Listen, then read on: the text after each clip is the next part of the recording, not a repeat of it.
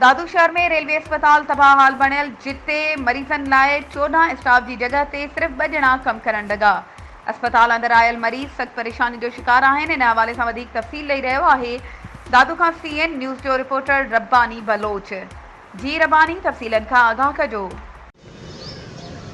जी बिल्कुल, मां हींअर मौजूद आहियां दादू रेलवे अस्पताल में। तव्हांखे ॿुधाईंदो आहियां त कई सालनि खां वठी जो स्टाफ न हुजण जे करे रेलवे अस्पताल बंदि आहे। मूंसां कुझु तव्हांजा रहायशी मौजूदु आहिनि, वधीक उन खां पुछा कंदासीं त उन छा चवणु आहे। अच्छा, त तव्हां छा चवंदो स्टाफ जे बारे में? मां रिटायर मुलाज़िम आहियां साईं। असां इहो चाहियूं था त माना मथां खां वठी साईं दवा बंदि आहे। अॻु में हूंदी त जाम हूंदी, डॉक्टर साहिबु रोज़ाना अचे थो, नर्स दाई आहे उहा रोज़ाना थी अचे। 14 ॼणा ते 2 ॼणा आहियूं साईं। महिरबानी करे अगरि असांखे स्टाफ ॾिनो वञे त असां दुआ कंदासीं साईं। सॼी ज़िंदगी असां ग़रीब आहियूं, मिसकिन आहियूं, असांखे हर सहूलियत मिलणु खपे।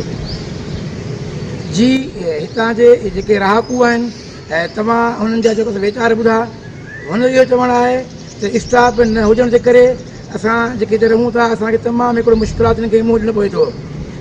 कैमरामैन सज्जाद बुगे सां गॾु रब्बानी बलोच, CN न्यूज़ दादू। महिरबानी रब्बानी, तफ़सीलनि खां आगाह करण जे लाइ।